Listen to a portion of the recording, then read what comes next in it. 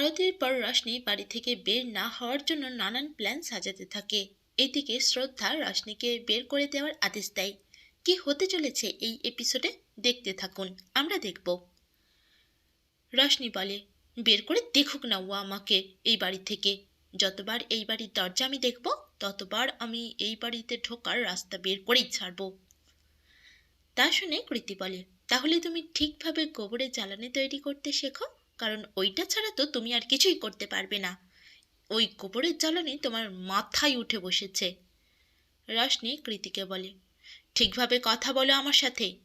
কৃতি বলে রশনিকে, ছি, তুমি দূর থেকে কথা বলো আমার সাথে। তুমি গোবরের জ্বালানি তৈরি করছিলে নাকি গোবর দিয়ে স্নান করছিলে?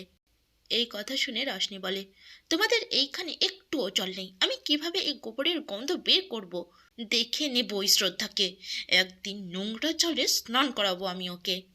কৃতি বলে, এই বেকার ধমকির আচার না বানিয়ে ভালো কিছু ভাবো, কারণ 3 দিন পর মহা আরতি আছে। এই বাড়ি থেকে তোমাকে ঘর ধাক্কা দিয়ে বের করে দেয়া হবে। তো তুমি তোমার জিনিসপত্র প্যাক করতে শুরু করো।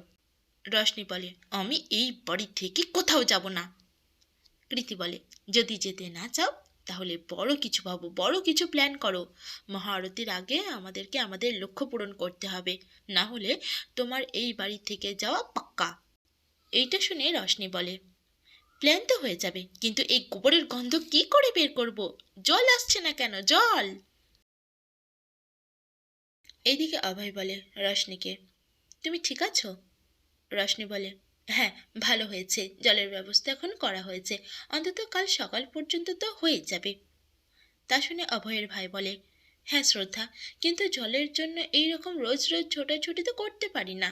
এটা শুনে অভয় বলে, ঠিক আছে, আমি কথা বলবো এলাকার মানুষদের সাথে, ততক্ষণ এইটুকু জল দিয়ে কাজ চালাতে হবে।